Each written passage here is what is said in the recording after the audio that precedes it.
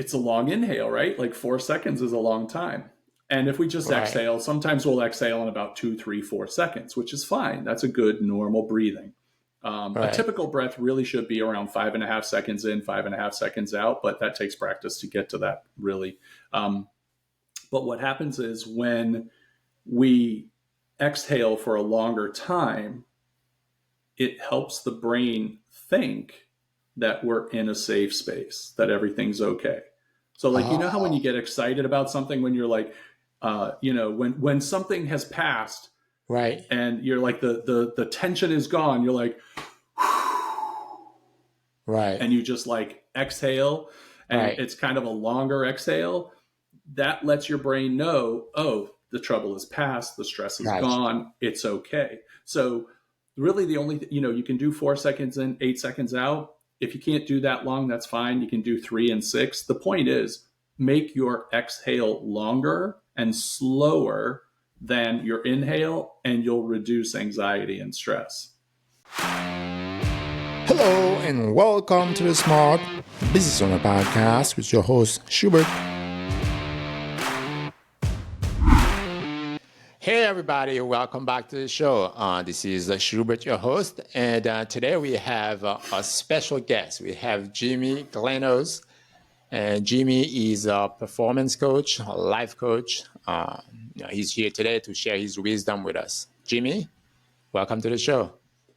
Thank you for having me, Schubert. It's good to be here. Yes, and also Jimmy is a podcaster as well. His podcast is called Unlock the Shortcut, so you should check it out as well. You are on Spotify, Apple Podcasts, all the major podcasts, correct? Yes, all out there on everything. Audible as well, if you're an Amazon person. Nice, nice, nice. Well, we appreciate you being here with us. So I know you have a busy day. I have a busy day. Why don't we just get right into it? As a performance coach, before we get into the nitty gritty of the conversation, why don't you tell us a little bit about your background? Where did you grow up? You're a Floridians. Tell us a little bit about yourself. All right. So I am born in Chicago, but raised in South Florida, Broward Oh, County okay. kid, and spent my whole life down there. We moved down here when I was about 5 years old. Went to school down here, then went to Tampa to go to USF, University of South Florida. And then I moved back because this is where my family is and this is where my home is. So back down in South Florida again. That's paradise, right? It is paradise. I agree. I like it quite a bit. Most of the time. Although I do like, yeah. Although I do like New York City as well. We did live a couple of years up there, and I got to admit it's pretty nice up there. But good to be home. New York City is very different in South Florida. Very different, no doubt Yeah, about it. they try. They try. Now, if you're looking at downtown West Palm, they try to make downtown West Palm the new Manhattan because all the major firms are moving in there. It's always building, constructions everywhere. I agree, all of that, except the transit's got to get better. Once Yeah, public transit's better, then maybe. we hope that we will have more roads, but I wouldn't hold my breath on that. So I hope you're not doing that either. No. So, what was the genesis for you when it comes to performance coach, life coaching? Was that something that was always on your radar, or it just happened?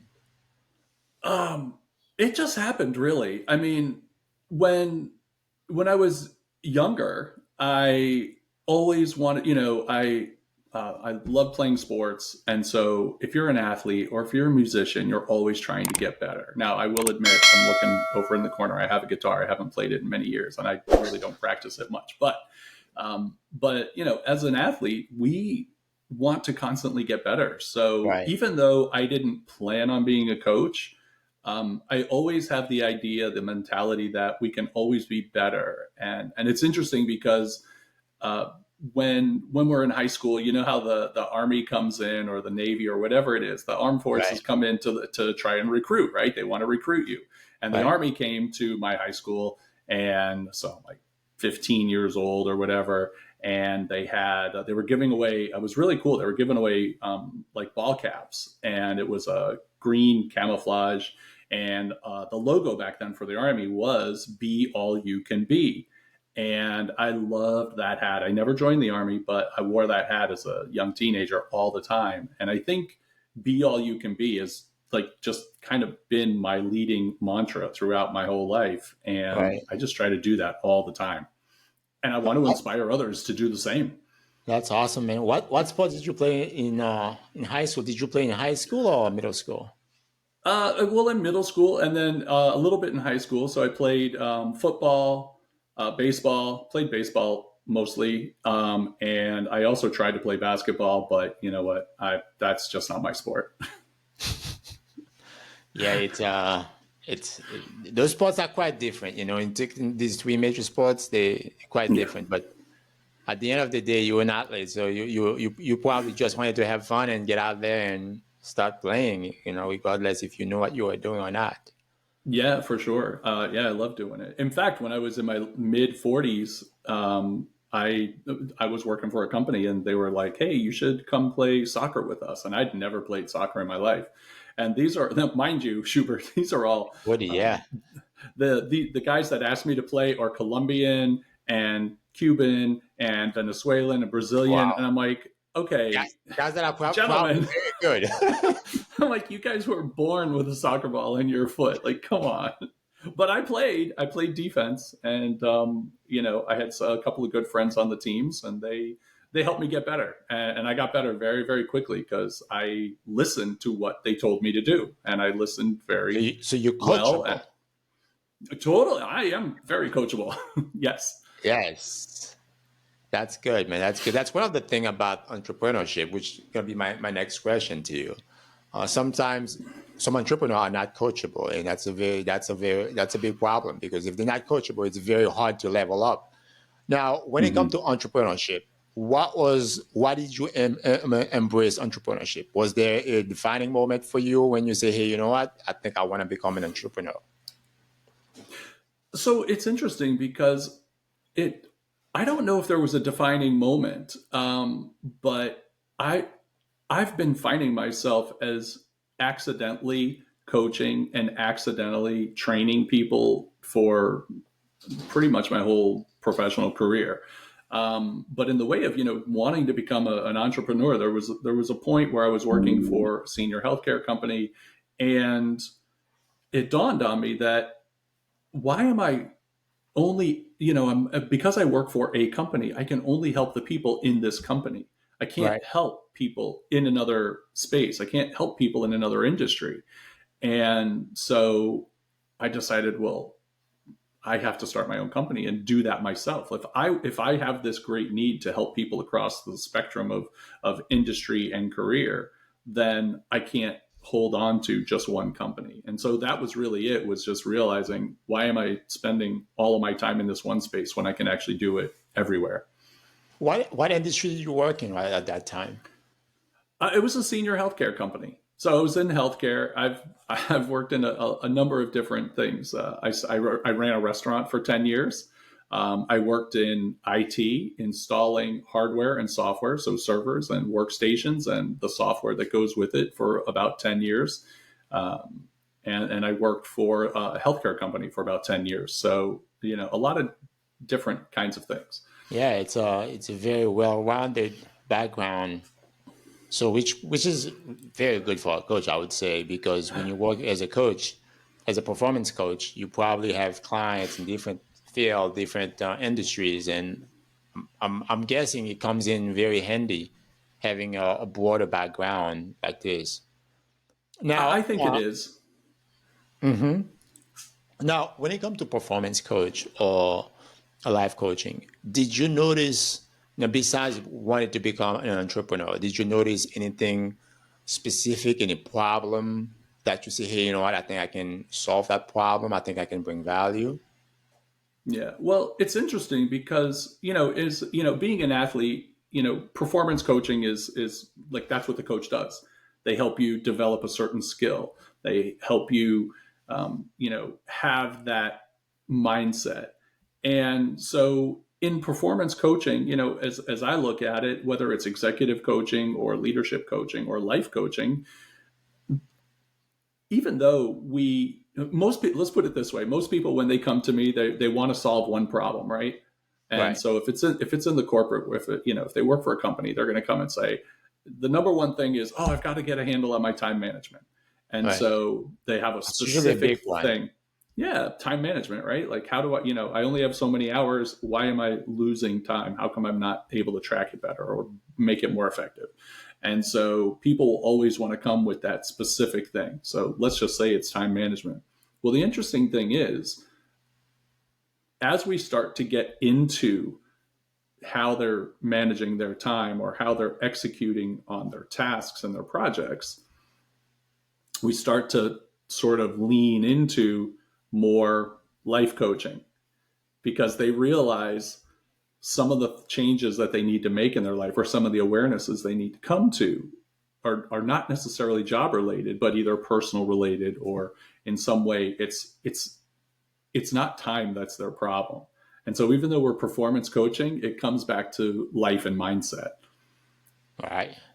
Okay. It's very interesting because sometimes these things are intertwined and we don't Mm-hmm. even realize that they are Yeah. until we speak Well, to that's somebody that's like the you. magic, right? That's the magic when they come together. Yeah, and we don't even know that until we start talking with you, Jamie, and he's like, hey, you know what? Maybe you need to look at this area or this space. Now, how's the journey been for you working with brand new entrepreneur and C-suite executives, CEOs? How's the journey been so far? Because these are two different Mm-hmm. industries or people. So how's the experience been so far? It's been a great experience. It's interesting because not having been a formal coach, doing it informally in the different companies I've worked with for many years. It's a I wanted to make sure that when I decided I want to be an executive coach, I wanted to get the training to be an executive coach. Like I didn't want to just wing it and hope that I did it well. I really wanted to, I honor my client, and because of that, I want to make sure I'm doing it right. So I got excellent training. And when you start training, you're not training executives at the beginning. You're literally training other coaches or coaching other coaches. You're not coaching executives or young professionals necessarily. And Right. so you go through the process of having to coach different kinds of people through your training, through your onboarding, and then when you start out in your career. The interesting thing is, whether you are a young professional trying to, climb the corporate ladder, or if you are an executive who is at the top of the ladder, each of them sees their world at, everything that exists in their little world. And so if you're a young professional trying to climb, your world is a little bit small in the beginning, Right. right? Because you're concerned about your tasks and your space. And then as a CEO, your world is very broad. You might not have a lot of tasks to work on, but your world is very broad. And so seeing, I always try to help my young professionals start thinking like 2, 3, 4 levels up in your career. That's how you want to think. That's how you want to present to your boss. If you think you've got a solution, think about what does your boss think about that solution? What questions would they ask? What would their boss ask? And so keep asking these why questions up, up, up until you get to, oh, now I see how a CEO thinks. So basically, it's if you notice a problem or if you're gonna go ask for a raise, try to anticipate what questions Mhm. or objections your boss is gonna have for you, Precisely. and answer those questions and have an answer for those questions. I heard something like this. I think I was watching a masterclass on the CIA and the intelligence, and one of the officers, what he said that he never went to his boss with a problem without having a solution in his back pocket. So he's like, Mm. I'm gonna present the problem, say this is what we found, and this is how it can be fixed. Now that doesn't mean that they're gonna adopt the solution you present, but at least Mm. you didn't come empty-handed. And you're Right. saying that's the exact way that CEOs should be thinking, or they are thinking. Right. Anytime anyone is planning on making a pitch to someone or a presentation, you have to understand your audience. You have to think about what questions might they ask? What knowledge do they have that you don't have? Where might they try to, poke a hole in your idea? And so you always have to think about your audience, whether it's public speaking, asking for a raise, asking for a promotion, changing jobs, going on an interview. You have to prepare by thinking about your audience and thinking what questions might they ask and what do they know that I don't know. That's interesting. Now, for those that are not familiar, including myself, between life coaching and performance coach, can you establish the difference between these two and how these two affect the personal and the professional growth? Yeah. So I would say, when performance coaching is usually pretty target based, it's very, like I said before, it's I want to manage my time better, or maybe it's how do I deal with difficult people, or maybe it is how do I ask for a promotion. And not that I'm going to provide those answers to them. We work on it together. I don't have the answer, but I also, a lot of coaching mentality is I don't have the answer as the coach, but the client has the answer. Sometimes the client does have the answer.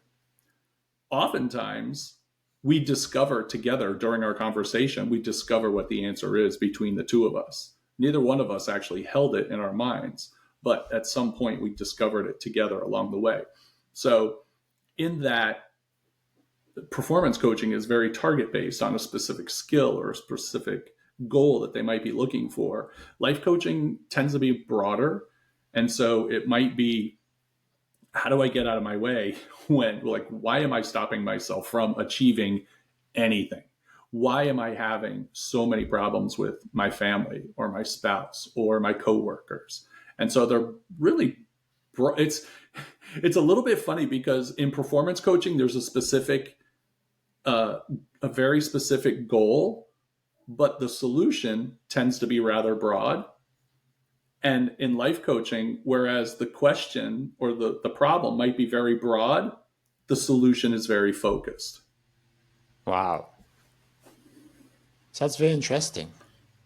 Now, you know, everybody knows about Michael Jordan, and Michael Jordan, is the biggest or the best basketball of all time. If depends on who you're talking to, and he always emphasized the importance of having a coach. He even have a personal coach that Mhm. was coaching him personally. For those of people that think that, well, what do I need a coach for? I'm already an executive. I'm a CEO of Fortune 500 companies. What do you say to these people? Well, that's a really interesting question because I always ask an executive, I say, okay, who's your coach? Like, who is your coach, right? Do you have a coach? And they say no. Like you said, they're like, no, I don't have one. I've already achieved excellence. I'm at the top of my Right. game. Like, okay. And to your point, Michael Jordan, he was very, very good, talent wise, just raw talent. But he continued to excel, and he always had, whether it was Phil Jackson or whoever his coach was in the NBA or even earlier in college. And like you said, he also had his own personal coaches. He would not have won those championships without a coach. He would have been a very good ball player, but he never would have won a championship. Nobody's going to win a championship without a coach in sports. It's actually impossible, right? If you want to win in a team sport, you have to have a coach to get there. And I would And say, business is no different, too, right?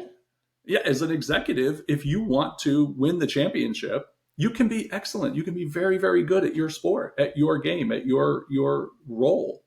But if you really want to excel to championship level, you have to have a coach.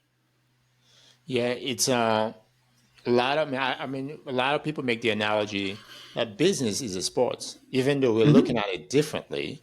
But you're looking at the CEOs. I mean, a lot of the packages they're receiving. It's the same way as a basketball player is receiving a contract, a 5-year deal, 10-year Mm-hmm. deal, and how many millions they're receiving. It's a contract, and they have to perform. A lot of the times, those contracts are contingent of their performance. And a lot of time we may be thinking that, well, I performed in the past, I can continue of performing, on a higher level, and it's not necessarily true.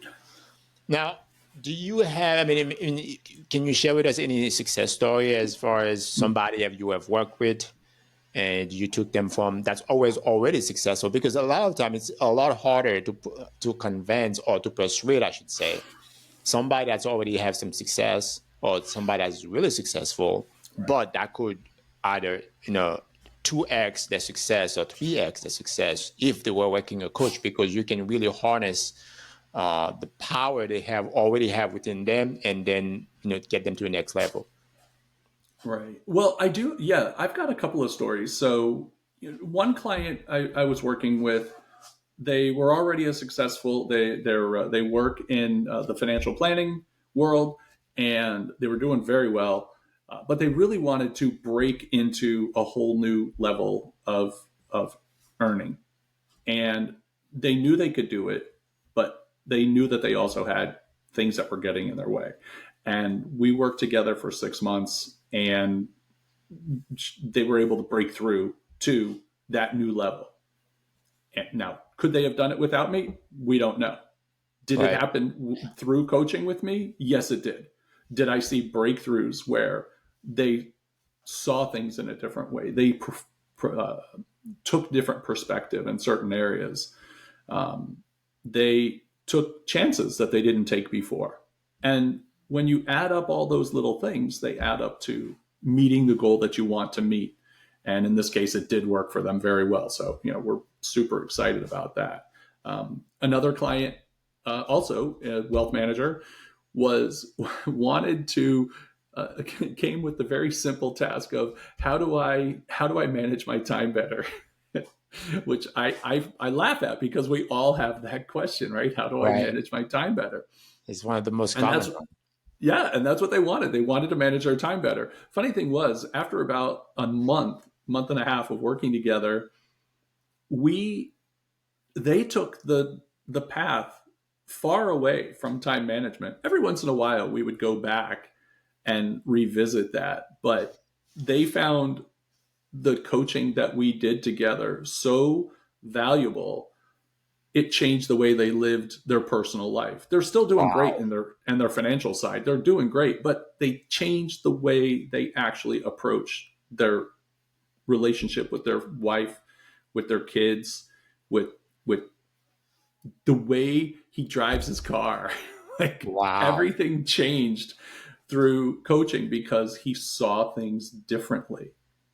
He Wow. aligned his values to his actions, or his actions to his values, and it changed the way he approached everything he does in his life. The old saying, the way you do anything is the way you do everything. I'm guessing that's true, right? It's totally true. Now, do you have specific strategies when you work with somebody like that, where the values is on one side and the behavior is completely opposite? What are some of the strategies that you use with someone like this, or with anybody, when it comes to your coaching, performance coaching? And it's interesting that and I know I mentioned values, and so you're asking about values. When I coach with somebody, they bring the agenda, they bring everything. I am there as a second brain. I am there as a guide holding a flashlight, helping them see things they don't necessarily see, shining the light in various places of the path so that they can see different things. But we always want to start with a values assessment. What values do they have? Because once you know what your values are, that's when you can start. No matter, like you had said, their actions don't line up with their values, but maybe they do. But we won't know until we map out what your values are. Then we can say, okay, you did this. What values or value did you align with to make you decide to do that thing? And they can look back and look at them and go, I don't see it. I don't see it. Maybe it was this. We don't know. So ordinarily, you can find why you did something because it tied to a value. So you might have a value of justice or family, or making money could be a value. That might be one of your values. Um, and you make a decision to do something, and you might have said, well, I love my family, and I want to make sure they spend time with them, but I also know that I have to provide for them. So money took over. and you didn't spend time with them. You did the 20 hours of overtime or whatever the thing was. So ultimately, it was to meet your family's value, but in the moment, it was because you needed to make money. So maybe that's not a great example, but you can always tie it back to a value. And it will help you make future decisions because now that you're aware of what they are, you can say, oh, this aligns with this. So whether it's right or wrong, good or bad, it doesn't Right. matter because you are aware the things that you did Right. align to your values, and that makes it okay. Now, do you find sometimes somebody's value could be related or attached to their upbringing, the way they were brought up, their experiences as a kid? Oh, for sure. Almost everything that we, hold deep inside of our hearts or our minds is going to be tied back to how we grow up, how we were raised. Certainly, it's going to be cultural. It's going to be family. Those kinds of things those are the deepest ingrained things that we have. Can we learn along the way from reading a book or having an experience? Absolutely. And, So and, it's and I'm both. guessing that's where coaching become fundamental or critical, because if they could solve those issues within those values they have within them since they were 2 years old and now they are 40, Mm-hmm. without outside help, because a lot of time people feel ashamed of looking for help, feeling that they may be weak if they hire a coach. Mm-hmm. So during your session, you know, coaching or mentoring or counseling, because it sounds like there's a lot of psychology involved into For those sure. sessions. How do you make sure that you get and receive feedback to make sure that results are lasting results? Right. Well, first of all, let me dispel any myths. Even though I do have a degree in psychology, I am not a therapist. I am not a psychologist. I don't do that. When I'm coaching, I'm coaching. And if I know that a client, if I hear from a client that it sounds like maybe they could benefit from therapy of some sort, I'll always ask, are you seeing a therapist? And if not, then I'll make a And referral you or a can tell recommendation. from the answers Oh you're yeah. getting doing coaching. Right. And I've had it happen. Like it does happen. And it's but as coaches, I'm not going to delve into that. A certified professional coach will never delve into therapy and try and fix somebody's past or whatever affliction might be bothering them. We're not going to do that. So I'll make a referral when I need to. Um, but I don't know how that answers your question necessarily. But yeah, we do. There is a little mentorship. There is some consultation. Again, as a certified professional coach, I don't consult unless it's a separate session, or I Right, might say, you know what, let's. It sounds like you're wanting consultation. Is right, that true? Yes, it is. Okay, let's stop coaching for a minute. Let's take 10 minutes and we'll talk in a consulting, mentoring kind of way. right, And after that amount of time, let's decide if we want to go back into the coaching or not. But I don't want my client to think that I'm a mentor to them. I don't want them to think I'm their consultant. As a second brain, as a thinking partner in the relationship, it right, is not my job to tell somebody what to do. right. You just what do you say that a conduit. You Mm-hmm. just connect them to what they already where they want to go, and create a pathway for them. Now, how do you ensure lasting results? Let's just say you've been working with an executive for 6 months. Mm-hmm. How do you give them feedback? Because sometimes I can only imagine, even with a brand new entrepreneur you're working with, everybody have an ego, everybody have a chip on their shoulders, and when you give him the feedback, some people may take it the wrong way, some people take it very well. How do Mm-hmm. you ensure you give them feedback and you receive feedback from them as well? And also, how do you make sure that the results are lasting? Well, that is not always easy. That's a tricky thing. So I will say this: when I'm in a coaching session, we're always going to establish a goal for the session. What is the goal for this session? So what outcome do we want to achieve? And then Up we'll front. spend then up front, what do we want to achieve? Because if we don't set a goal, then we're just having a conversation Right. why would you pay for that? But then again, I'm not going to coach you either. If we don't set a goal, what am I going to coach you on? So we set a goal every Right. session. We work for 20, 30, 40 minutes, depending on how long the session is that the client wants. And then I will check in periodically throughout that time. Are we going in the right direction? What Right. direction? Where do we go next? Where do we go next? We have 10 minutes left. Where do we need to go to achieve our goal? So reminding the client that they don't want to get off track. They don't want to try to introduce something new. And if they do, they do. That's okay. Then we go that direction. If we Right. have to extend a session, we will. But at the end, we always check in. So the accountability comes in. Where are we? Did we meet the goal? And to what extent did we? And if we get to that point where they say, yes, we met the goal, excellent. What are you going to do moving forward? What is the first step? What's the tiniest step? What do you want to experiment with this week that will help reinforce the goal we just achieved? Right. And then it's up to them to do the work. Most coaching happens in between sessions, not during the breakthrough happens during the session, but the Right. actual work happens typically between the sessions. And so it's up to them. And quite frankly, when we meet next week, I don't follow up and say, hey, how did you do on that thing? Because they may not have had an opportunity to address it or act on it in any way. And I don't want to make my client feel bad right at the beginning. Not that, and I'm not here to make you feel good about the session. You typically will, but it's up to them to bring it to the table. If they don't want to talk about it, they don't have to. And if they want to celebrate and say, "Oh my gosh, I did this thing," I'm like, "Awesome, fantastic! What are we doing today? I love it. Congratulations!" I love it. I mean, at the end of the day, they have to want to work with you. And I like the idea of having a plan up front because it's like setting a target. You know, Mm-hmm. if you don't have a target, you cannot hit a target you did not set.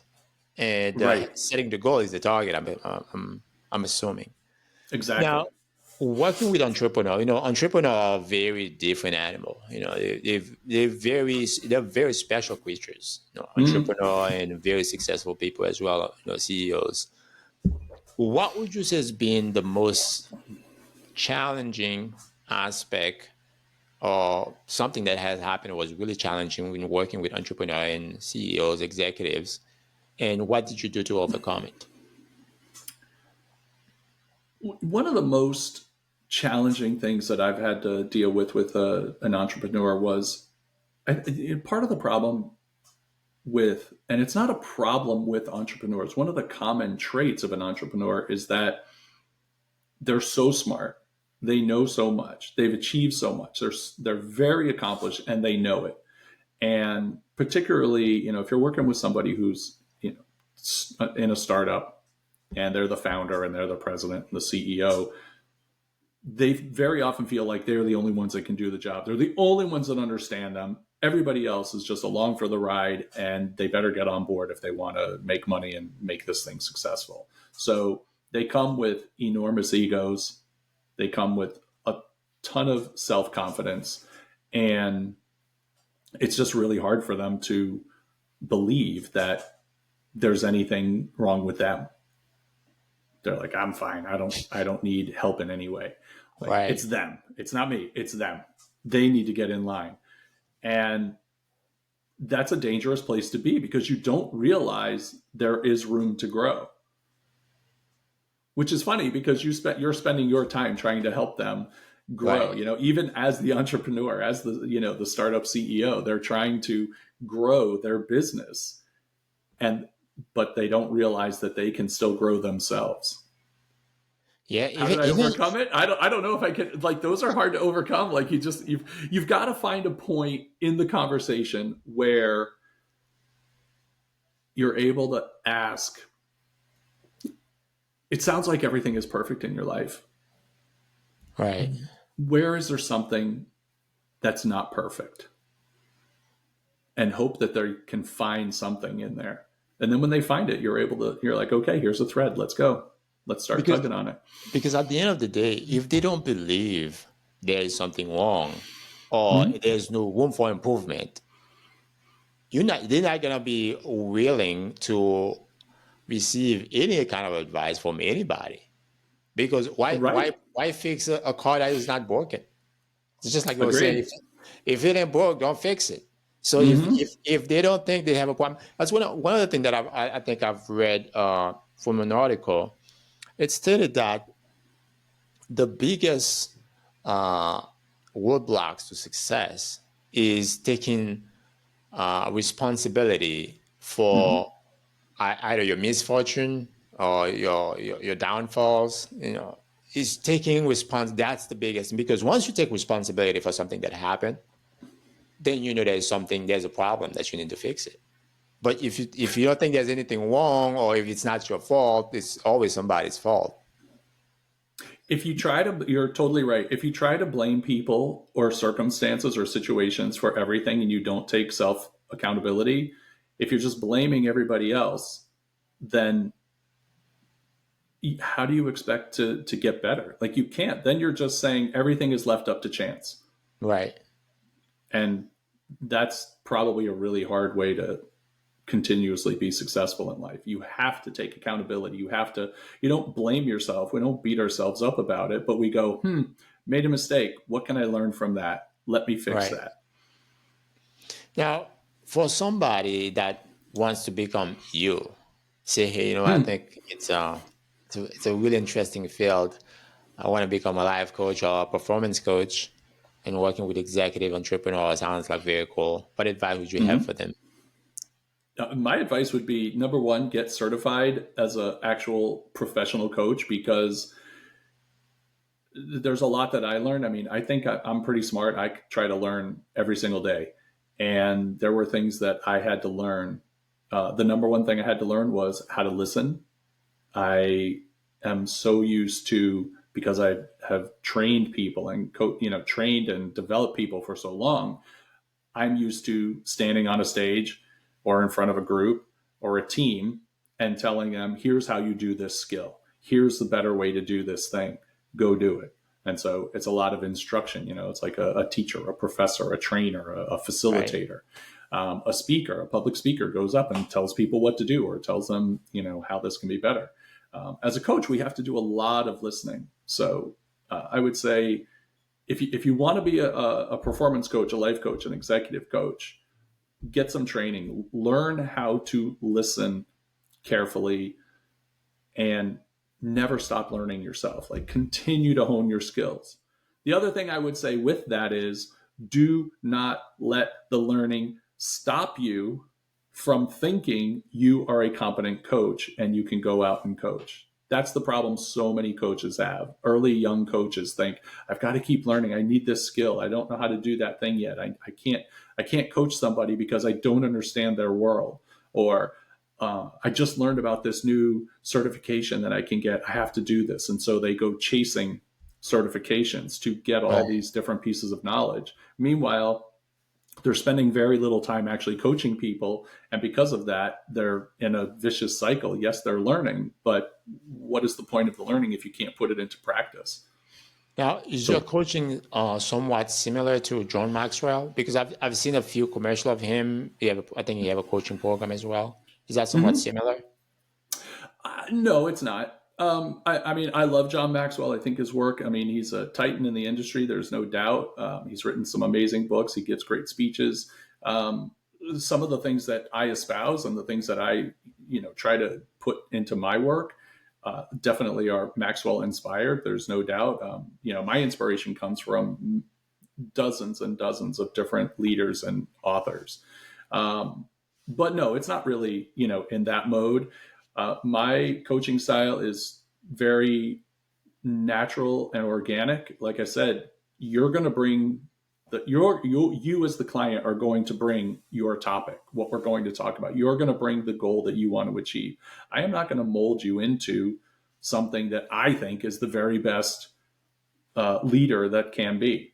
Do I have ideas? Do I have opinions? Of course I do. And by the way, that's what my podcast is for. So if you want some light instruction, listen to the podcast, and you'll get all that for free.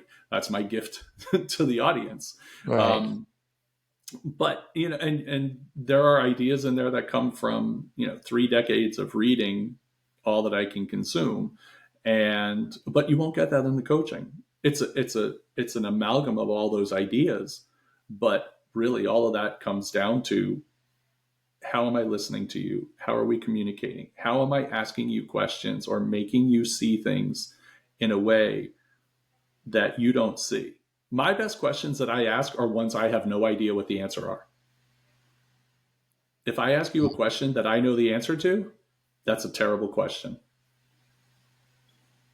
So, so basically, in law, if the law's lawyers that are listening out there, they usually in law they say, "Don't ask a question you don't already have the answer." So you're doing the complete I do the opposite. opposite. Yeah. If I'm talking with a client and I ask a question that I know the answer to, whose point does that serve? That doesn't serve the client. It doesn't serve me. It means that I'm leading them in some way, possibly, or it's just a useless question. Why would I ask a question I know the answer to? Very good, very good. Now, what would you say some of the most effective techniques you've used in your session to help clients achieve, higher level of success? Really, it's I don't know if I would call it a technique, but maybe it is. And it's when we achieve our goal, when the goal has been set and we achieve the goal, I love to ask my client, how will you experiment with that this week? And it doesn't mean you have to do it right. It doesn't mean you have to do a specific thing, but how will you experiment with that idea, that action, that mindset that you want to do? And that puts them in a space of, because they know they're experimenting, it's okay to make a mistake. It's okay if it doesn't go well, but they get to put it out there, and it goes with a it doesn't go with so much heaviness and gravity when they try to implement this new thing. They're like, it's an experiment. Let's see how it goes. Do you have any role model that you look up to, or the titans that came before you that you model your work after? Gosh, there's so many. I mean, obviously, there's been a really big trend in the Stoics. So your Epictetus and your Aristotle's and your Marcus Aurelius and Plato and all those guys, um, they had a lot that, I mean, there was a lot of intelligence there, a lot of intelligence, and so those are probably the people that I follow, that I think those are brilliant ways of life. I will add one more thing when talking about a technique. I think the greatest technique that we can put to use, every single one of us and all of your listeners, every one of us has the most amazing medical capability in ourselves at all times, anywhere we go, and it's called our breath. Like, we can change our mindset, we can change our heart rate, we can change our way of being in any moment just by altering the way that we breathe. It's a beautiful connection between our brain and our body, and just knowing how to use your breath. Like, I did it before getting on the podcast today. I was nervous because, I don't really, I have a podcast, but I don't really like talking about myself. And so I Usually had to talking to people. breathe to calm myself down before the session. And I did. And I did my breathing technique that I find works for me in a situation like that. And it calmed my brain down. My brain said, oh, okay, it's going to be okay because of the way that I was breathing. And if we do one thing in life, breathe properly and breathe appropriately, and it will change your life. Let's just say that. Do you also personally practice meditation or? I do practice meditation. I don't do it as often as I would like to. I absolutely value the meditation. I find the breathing helps me in the moment, and the meditation is really like the breathing is the short term win, and Right. the meditation is the long term win. One thing that I heard recently was, I think, on the Joe Rogan podcast, and I think Elon Musk was on, and he talked about playing video games to relax his body because it's like when you're playing video games, you are using hand-eye coordination. So you are 100% invested into what you're doing. It's allow your body to relax a little bit. Well, And I'm guessing, everybody use different, have different techniques to relax themselves, get themselves to relax. Because at the end of the day, you, you have the body have to be relaxed in order for you to achieve or to have access to different part of the brain or whatever the case may be. When it comes to the coaching industry, how do you feel like things are evolving in the industry? What do you think the industry is right now? it's it's growing massively, and frankly, it might be growing a little bit too quickly. I think a lot of people are getting into coaching. I think that, another thing that's happening is a lot of coaches are getting into coach training and selling programs and things like that, trying to sell programs, whether it's to grow skills or to grow your business. And that's all fine. Obviously, with the, AI's been around, well, AI's been around for decades, if not hundreds of years. But the newer iteration of moving artificial intelligence into the coaching realm, I find it, I'm a little bit mixed on my thoughts on it. Like, I understand it's helpful. There's certain things that it can do. I don't think it's the solution to real coaching. I think it can be. I think what we're going to see play out is artificial intelligence as coach bots or coaching, some sort of bot as a coach will probably become more prevalent in the workspace because people are going, younger generations are going to want coaching, and it's expensive to hire a human to coach all of your people. A So real coach, a real coach like me. right? So that's expensive. Like, it's not cheap. It's a luxury item. Like, I'm not. I don't try to hide that. It's not for everyone. I mean, it is for everyone. It's just not within everyone's budget, or Right. it's within everyone's time. They've got to figure out their monetary budget. So I think AI coaching will probably become more and more prevalent, and it will get better at being a coach. I've tried a few of the chatbots. They're okay. They're not great, but they are very good, and they can help you with task oriented things, skill development, and application.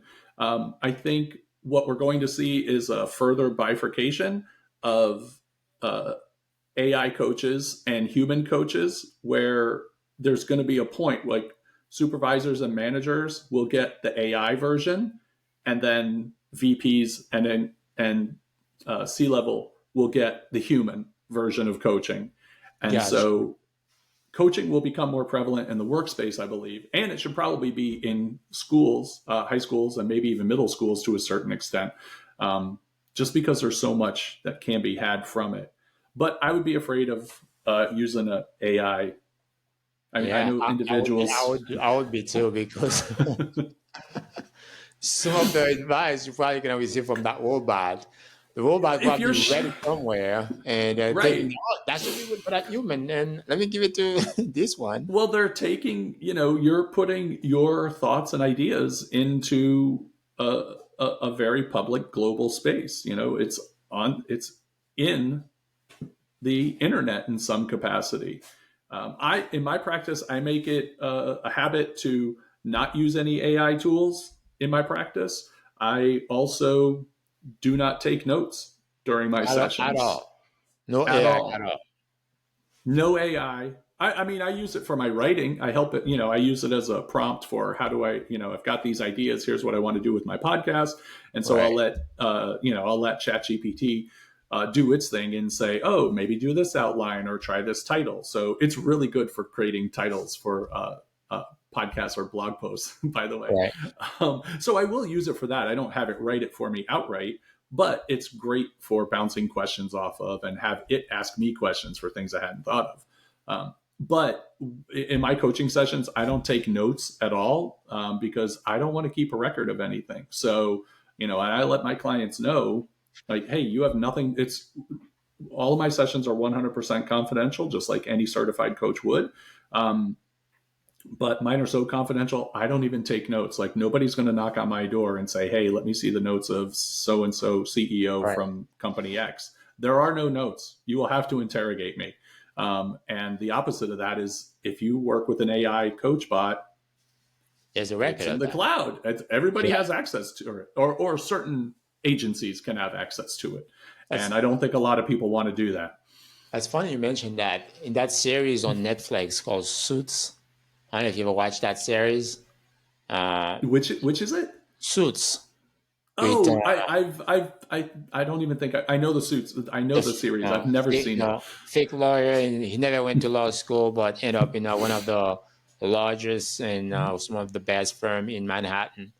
But Wow. in that series, there was a scene where Harvey Specter was going after. I mean, one of his client was getting uh, a lawsuit against him, and his boss was trying to pin something on him, try to make him basically take the fall for what they did.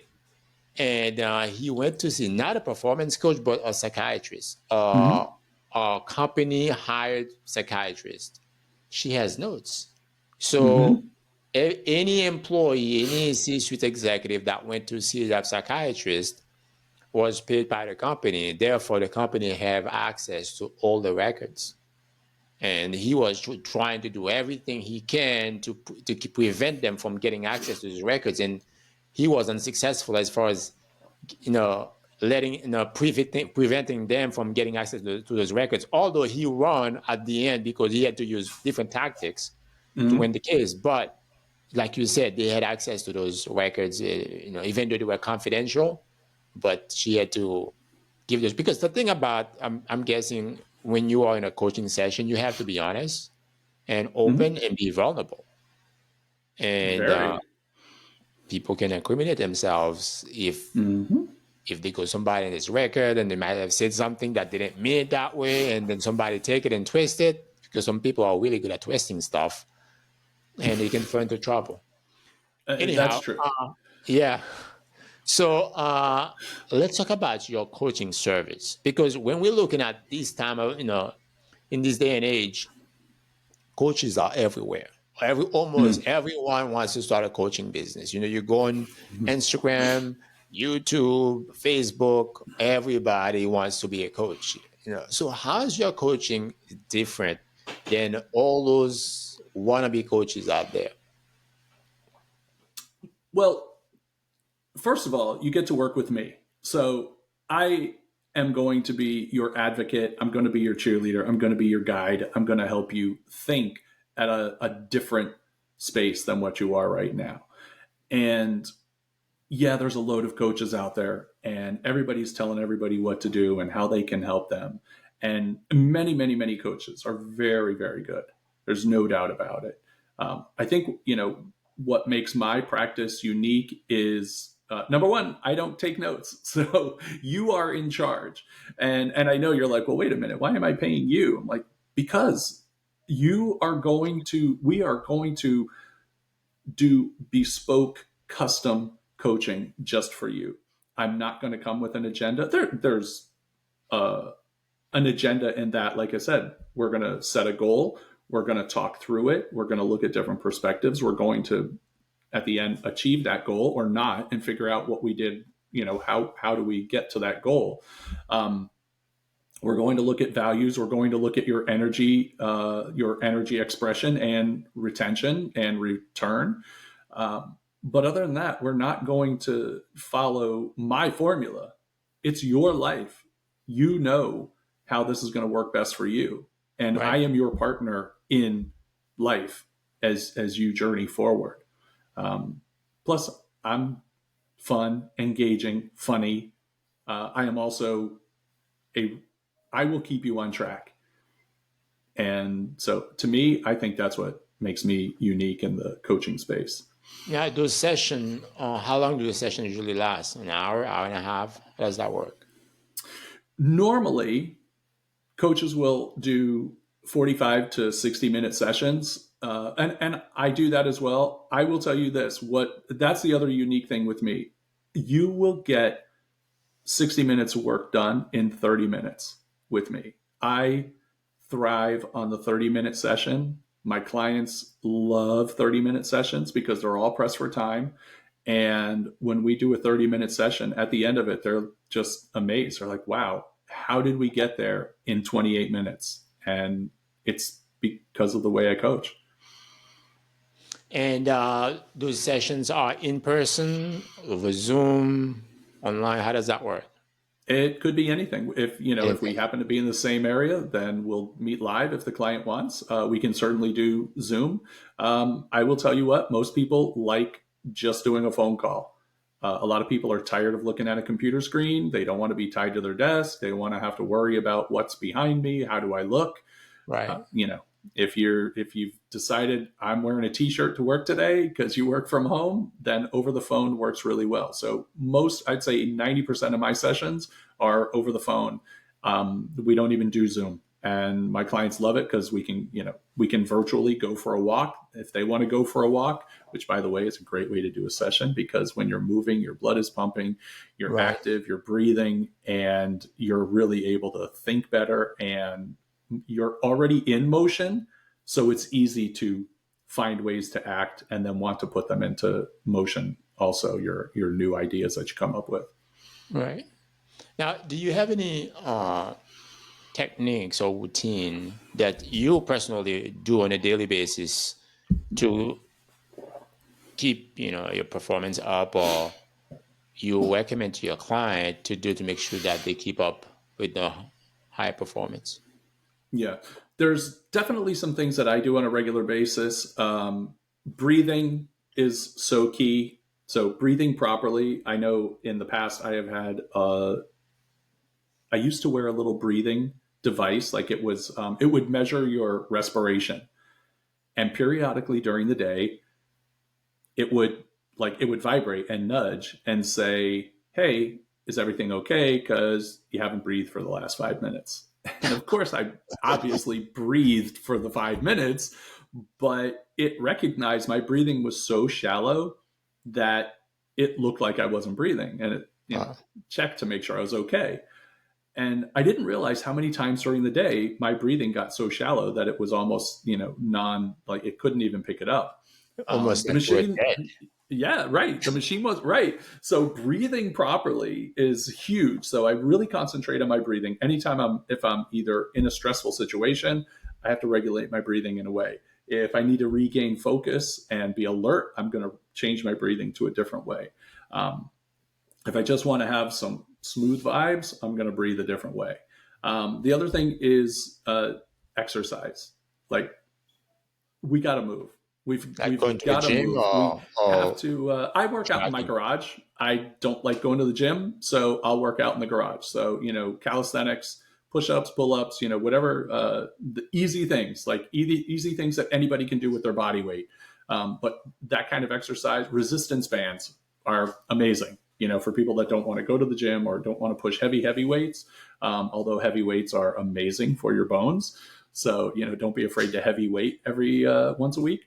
Right. But exercise and breathing are key. The meditation is super helpful. There's no doubt. Again, I don't do it as often as I'd like to. That is a habit that I am still struggling with, that I'm trying to get in there. But breathing, exercise, plenty of water, not too much, but plenty of water. Now, can you share with us maybe one breathing exercise that you practice? Because we hear there's a lot of different breathing practice, a box breathing Yeah, or count to 10. Can you share with us one that you practice you found very sure. effective? Little Yeah, nuggets so for the the box listeners. breathing is great. The one that I find really helpful though, and the great thing is you can do this anytime, anywhere, and you won't look like a goofball doing it.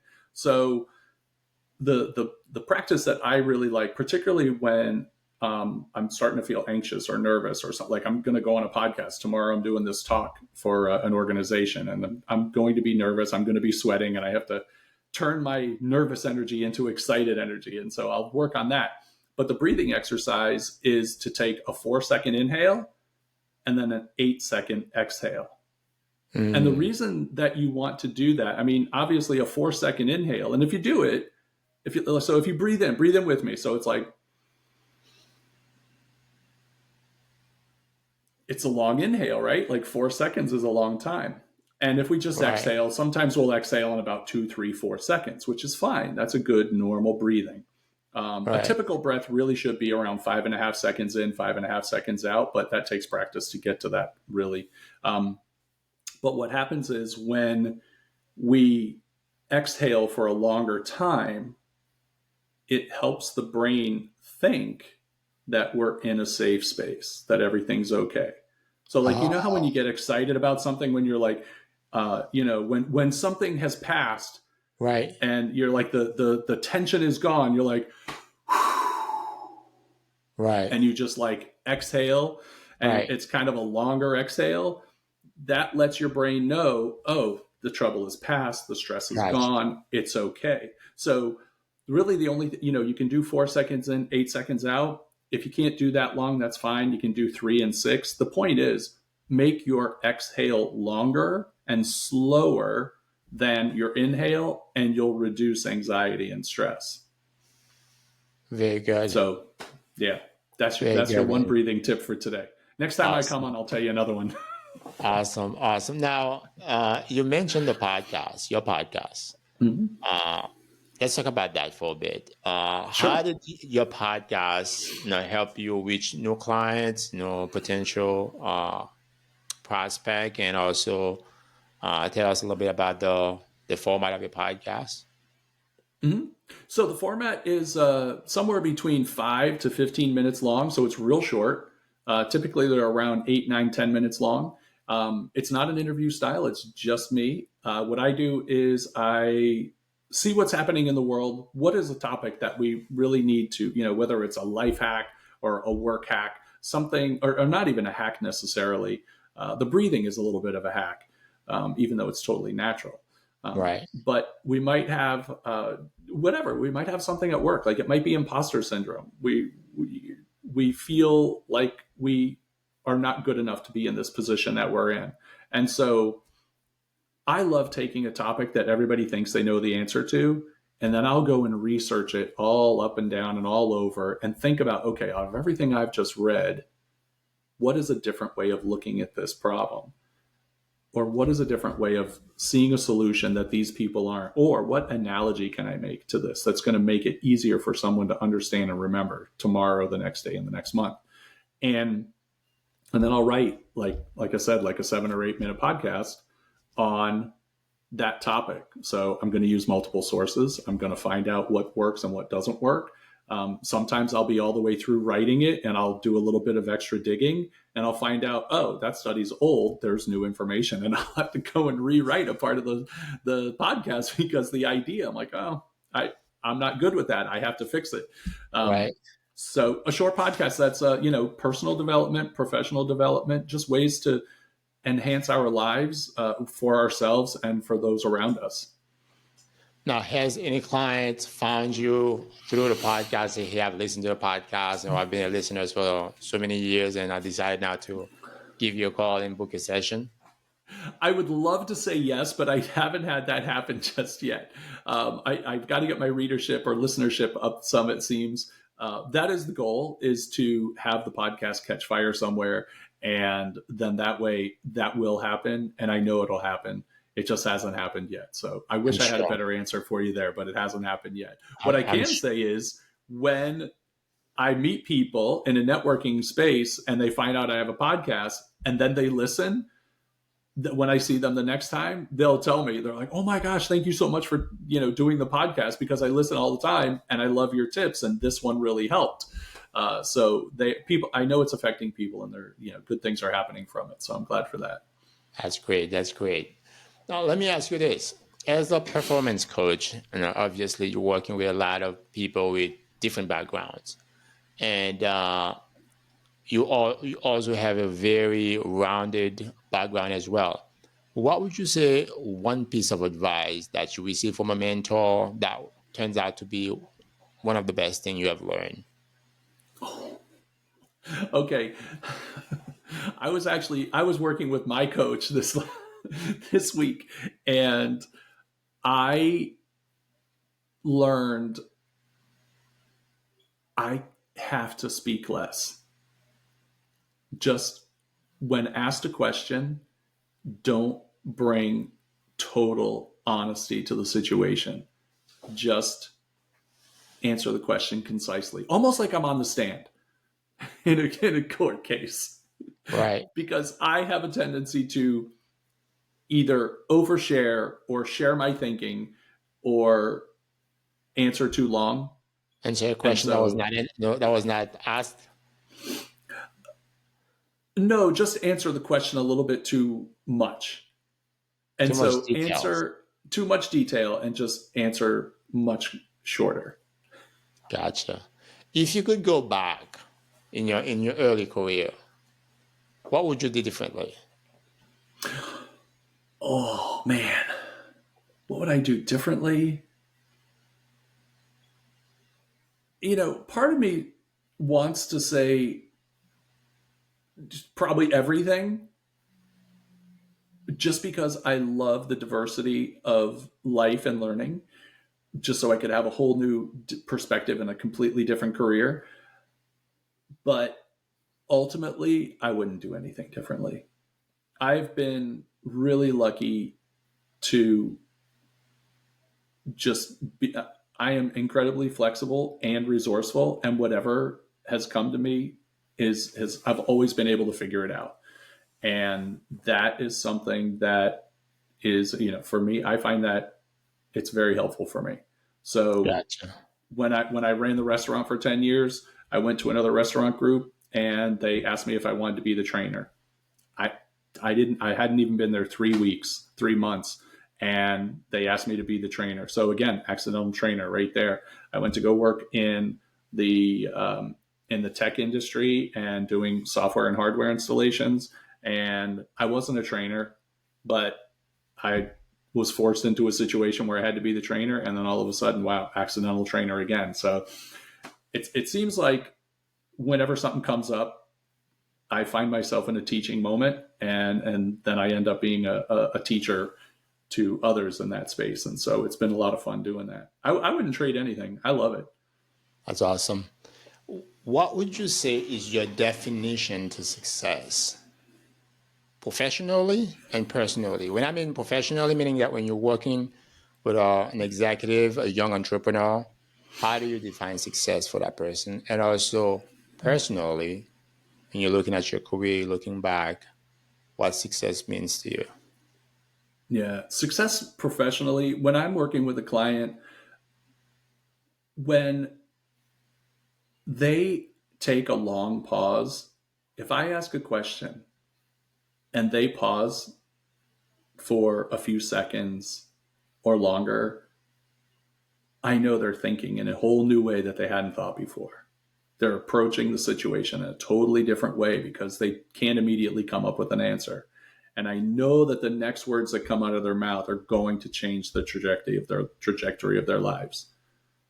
And so to me, that's success is when the light comes on and the client is able to see things differently and is motivated to do things differently.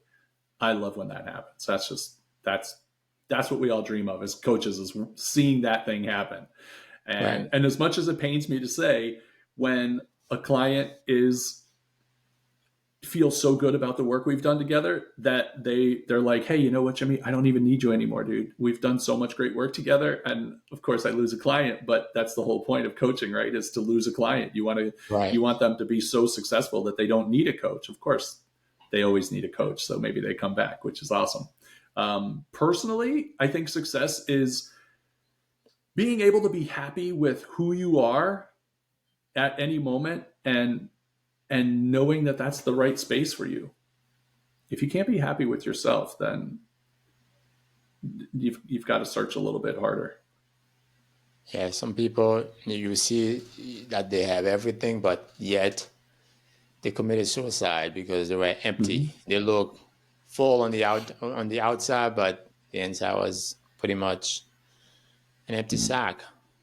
Yeah. Last question for you. I mean, what's next for your business? I mean, is there anything that we should be on the lookout for? You know, what's 2025 is looking in any big plans? Well, I don't know how soon it's all going to happen, but there's a couple of things that are cooking right now. I am in the process of writing a book, so I'm excited about that. And Congratulations. I also, well, thank you. And I'm also looking to put something that's more like a leadership experience program online. So, sort of like a leadership development program. But I want to put something together online where people can, yes, there's the podcast, yes, there's the coaching, but I want to bring those together and put it into a program online. I know it's going to take me some time to put together, but the book and the online course, I'm really looking forward to doing those two things and continued speaking engagements and coaching. I'm sure they're going to be really good, and I'm definitely going to keep my eyes out on it. And when they come out, and definitely check them out. Man, it was an Thank you. awesome conversation, Jimmy. If our listener want to get a hold of you and learn more, how can they do that? It's super easy. I'm on LinkedIn all the time, so you can look up Jimmy Glenos online. If you just type in my name, you will find my website. So the website is jimmyglenos.com. On YouTube, it's at Coach Jimmy Glenos. So if you can remember my name, you can find me. It's super easy. Awesome, man. Well, it was a great conversation, Jimmy. I mean, I have a ton of value out of it, and I hope our listeners have, found a ton of value out of, in the conversation today as well. So appreciate you, being here, and we're looking for your next project. You've been listening to the Smart Business Owner Podcast. See you in the next episode.